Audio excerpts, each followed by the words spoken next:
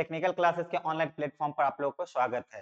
हम लोग जिस तरह से देखे हैं कि पिछले सेमेस्टर में जो हम लोग पढ़े हैं, पढ़ा है एक दूसरे को मिलकर, तो उसमें देखे कि मैक्सिमम जो भी क्वेश्चन था, हम लोग जो पढ़ाए थे उसी नोट से आया है।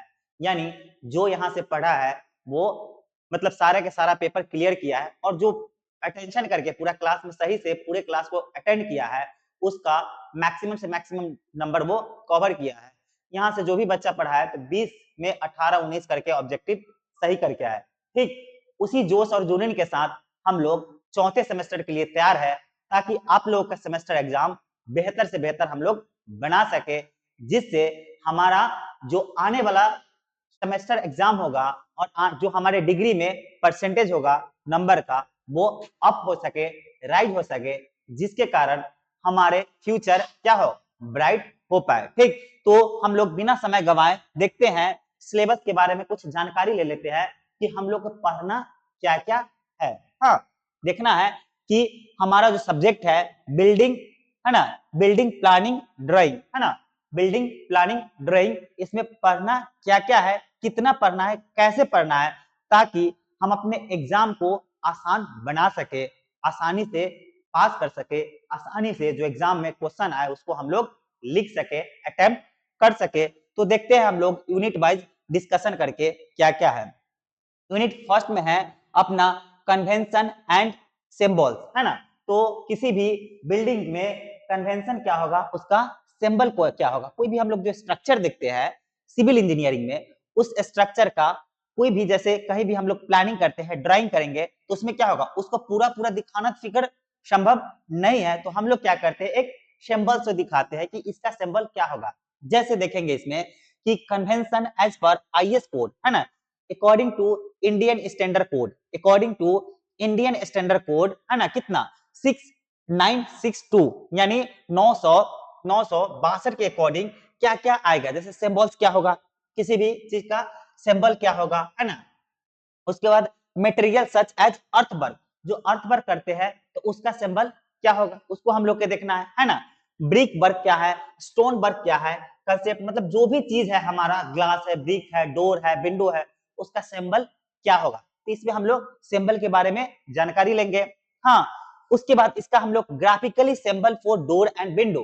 ठीक, हम लोग बीसीसीएम में पढ़े थे डोर विंडो क्या होता है, कितना टाइप्स होता है, क्या क्या उसमें पार्ट्स होता है, लेकिन यहाँ पे हम पढ़ेंगे कि उसका ग्राफिकली सिंबल क्या होता है ना। हॉर्न का सिंबल क्या होगा, ग्लास का सिंबल क्या होगा, डोर का सिंबल क्या होगा है ना, किसका क्या होगा। ठीक ना, उसी तरह हम लोग देखेंगे स्टेयर, जो स्टेयर केसेस पढ़े थे, ये सैनिटेशन है ना, सैनिटरी एंड इलेक्ट्रिकल इंस्टॉलेशन है ना, जो सैनिटरी है, इलेक्ट्रिक जो इलेक्ट्रिसिटी हम लोग वायरिंग करते हैं उसका जो इंस्टॉलेशन करेंगे, कितना हाइट होगा, कैसा डायग्राम होगा, ये हम लोग इसमें जानेंगे। उसके टाइप्स ऑफ लाइन, लाइन का क्या टाइप है, विजिबल लाइन कौन सा किसको बोलेंगे है ना, सेंटर लाइन किसको बोलेंगे, हिडन लाइन किसको बोलेंगे, सेक्शन लाइन किसको बोलेंगे, डायमेंशन लाइन किसको बोलेंगे। सेक्शन लाइन क्या होगा, विजिबल लाइन क्या होगा, डायमेंशन लाइन क्या होगा, इसको हम लोग यहाँ पे स्टडी करेंगे और देखेंगे ग्राफ बना बनाकर, फोटो बना बनाकर, ड्राइंग बना बनाकर कि इसका सिंबल क्या होता है ना। उसके बाद एक्सटेंशन लाइन क्या होगा, पॉइंट लाइन क्या होगा, एरो किसको बोलेंगे, एप्रोप्रिएट साइज क्या होगा। उसके बाद एक और सबसे अच्छी चीज है अपने फोर्थ सेमेस्टर में लेटरिंग पढ़ना है ना, लेटर के कैसे हम लोग लिखेंगे, कोई भी ए से जेड तक लेटर को कैसे लिखेंगे है ना। तो इसके बारे में हम लोग देखेंगे कि जो ए लिखा जाता है रियल में कैसे लिखा जाएगा, हाँ इन ड्राइंग पेपर पर, तो उसको हम लोग देखेंगे। बी कैसे लिखा जाएगा ड्राइंग लेटर पर, सी कैसे लिखा जाएगा, इसको हम लोग इसमें देखेंगे। उसका टाइप ऑफ स्केल, स्केल कितने टाइप का होता है, criteria for proper selection of scale. ठीक, तो स्केल क्या होगा, उसका टाइप क्या होगा, प्रॉपर सिलेक्शन करने का क्या तरीका है ना, इसको हम लोग बहुत अच्छी तरह से इसमें स्टडी करेंगे। हाँ, उसके बाद various type of drawing, drawing का क्या क्या टाइप होगा। उसके बाद हम लोग देखेंगे size of various and paper है ना। ठीक, तो जो पेपर शीट होता है उसका साइज क्या क्या होगा, किस किस तरह के साइज का पेपर शीट हम लोग अपने ड्राइंग लाइफ में यूज करेंगे, या ड्राइंग सब्जेक्ट में हम लोग कैसे यूज करेंगे। तो ये चीज हमारा कौन सा फर्स्ट यूनिट में पढ़ना है, कन्वेंशन एंड सिंबल। ठीक, उसके बाद दूसरा यूनिट आता है तुम्हारा क्या, प्लानिंग ऑफ बिल्डिंग। बिल्डिंग का हम लोग प्लानिंग कैसे करेंगे, जैसे हम लोग लेआउट पढ़े थे ना बीसीसीएम में, लेआउट क्या होता है ना, जॉब लेआउट क्या होता है, ठीक उसी तरह यहाँ पढ़ेंगे प्लानिंग ऑफ बिल्डिंग। बिल्डिंग के बनाने से पहले क्या क्या प्लानिंग करेंगे। तो इसके लिए क्या होता है, principle of planning for residential and public building. तो जो हम लोग बिल्डिंग किस पर्पज से यूज करने के लिए हम लोग बना रहे हैं, तुम्हारा क्या होगा रेसिडेंशियल बिल्डिंग है या क्या है तुम्हारा पब्लिक बिल्डिंग है ना, किस एस्पेक्ट से, किस पर्पज से या कैसा ओरिएंटेशन हमको चाहिए बिल्डिंग का, उसके लिए हम लोग क्या करेंगे, यहाँ पे स्टडी करेंगे प्लानिंग ऑफ बिल्डिंग में। ठीक, उसके बाद इसका रिक्वायरमेंट देखेंगे, सैनिटेशन क्या होता है, इकोनॉमी यानी मेन पर्पस क्या होता है, कोई भी चीज बहुत अच्छे से तो हम लोग डिजाइन किए लेकिन उसको जमीन पर लाने के लिए कितना इकोनॉमिक है, हमारे पास कितना पैसा इन्वेस्ट करते हैं, तब ना वो रियल लाइफ में आएगा। हम लोग सोच ले बहुत बड़ी बात, लेकिन वो रियल लाइफ में लाने के लिए हमारे पास अर्थ ही नहीं है। ठीक, तो एक इंजीनियर होने के नाते हम लोग देखेंगे कि हमारी जो कैपेबिलिटी होता है उसके अकॉर्डिंग ये खड़े उतरता है कि नहीं, वैसे हम लोग क्या करेंगे, प्लानिंग करेंगे बिल्डिंग का। Space requirement and norm of minimum dimension determination. ठीक, तो according to Indian standard code IS code होता है और अकॉर्डिंग टू बिहार के जो भी कोड होता है, अपने गवर्नमेंट के लॉ होता है जिसको बाय लॉ बोलते हैं, उसके अकॉर्डिंग कितना स्पेस देना है, कितना हाइट देना है, इसमें हम लोग देखेंगे बिल्डिंग प्लानिंग में, है ना। रेसिडेंशियल एंड पब्लिक बिल्डिंग का एज पर कौन सा कोड, तो 962 इस कोड के अकॉर्डिंग देखेंगे। रूल्स एंड बाय लॉ, इसका बाय लॉ यानी लॉ क्या कहता है कि इससे ऊंचा हाइट का बिल्डिंग नहीं बनना चाहिए, इससे ज्यादा खर्च बिल्डिंग में नहीं आना चाहिए, इससे बड़ी स्पेस बिल्डिंग का नहीं होना चाहिए, इससे ज्यादा लोड बिल्डिंग पर नहीं आना चाहिए, इसको हम लोग देखेंगे। ठीक, उसके बाद क्या है, एरिया कितना होगा, है ना, उस एरिया में, है ना, प्लिंथ एरिया क्या है, कारपेट एरिया क्या है, फ्लोर एरिया क्या है ना, इसको हम लोग इसमें देखेंगे, किसमें, प्लानिंग ऑफ बिल्डिंग में, दूसरे यूनिट में। ठीक, उसके बाद फ्लोर एरिया, है ना, रेशियो, फ्लोर एरिया रेशियो जिसको FAR बोलते हैं, फ्लोर एरिया रेशियो, इसको हम लोग निकालेंगे कि फ्लोर एरिया रेशियो में कौन कौन आएगा, कारपेट एरिया रेशियो क्या होगा, इसको निकाल कर देखेंगे, है ना। Line plan of residential building, minimum 3 room including water cost. ठीक ना, 3 रूम का हम लोग लाइन प्लान करेंगे। उसके बाद बाथ एंड स्टेयरकेस। ठीक, बाथ कहाँ पे होगा, स्टेयर क्या होगा, प्रिंसिपल ऑफ प्लानिंग क्या होगा, उसको देखेंगे हम लोग। Line plan for public building, school, है ना, प्राइमरी पब्लिक बिल्डिंग, उसके बाद एजुकेशनल बिल्डिंग, इस तरह से हेल्थ पर्पस के लिए जो बिल्डिंग बनाते हैं, तो सभी बिल्डिंग का हम लोग क्या करेंगे, इसमें स्टडी करके देखेंगे। ठीक, जस्ट उसके बाद अपना तीसरा यूनिट आएगा, drying of floor load bearing structure. ठीक, तो हम लोग जान पढ़ चुके हैं कि क्या दो तरह का स्ट्रक्चर होता है, लोड बियरिंग स्ट्रक्चर और फ्रेम स्ट्रक्चर, है ना।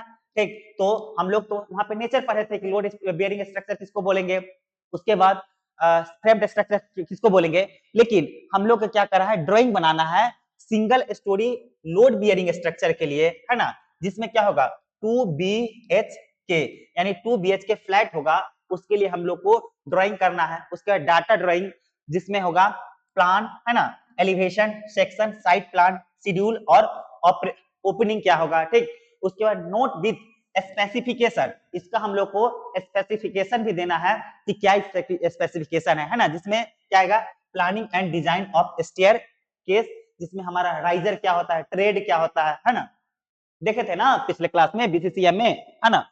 उसके बाद working drawing elevated plan elevation, है ना, तो इसमें देखना है वर्किंग ड्राइंग में प्लान एलिवेशन क्या होता है ना। उसके बाद तुम्हारा एलिवेशन क्या होता है, सेक्शन पासिंग थ्रो स्टेयर कहां से पास करेगा, है ना। उसके बाद foundation plan and load bearing structure. ठीक, तो आगे इसमें ये भी बनाना है कि प्लान लोड बियरिंग स्ट्रक्चर में प्लान का फाउंडेशन का प्लान कैसा होगा।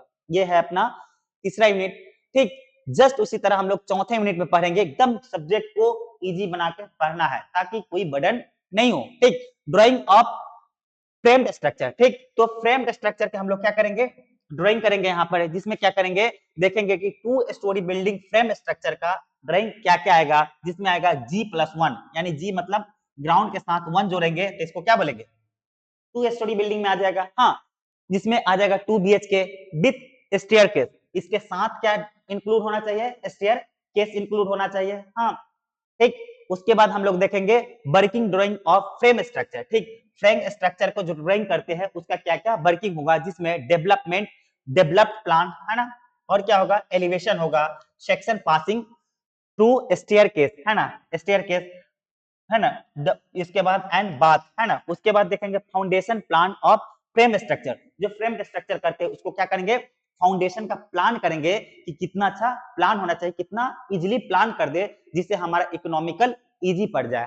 हाँ, उसके बाद डिटेल ऑफ आरसीसी फुटिंग के लिए करेंगे, बीम कलम, छज्जा, स्टेयरकेस एंड स्लैब। उसके बाद ड्राइंग विथ कैड, है ना, कैड भी पढ़ेंगे हम लोग, थोड़ा थोड़ा देखेंगे इसके बारे में, इसका शॉर्टकट की भी देखेंगे, modify, common and layer command देखेंगे। ठीक, तो इस तरह से अपना चौथा यूनिट भी हो जाएगा, एकदम इजीली पढ़ लेना है, इसको थोड़ा सा भी वर्डन नहीं लेना है। अगला है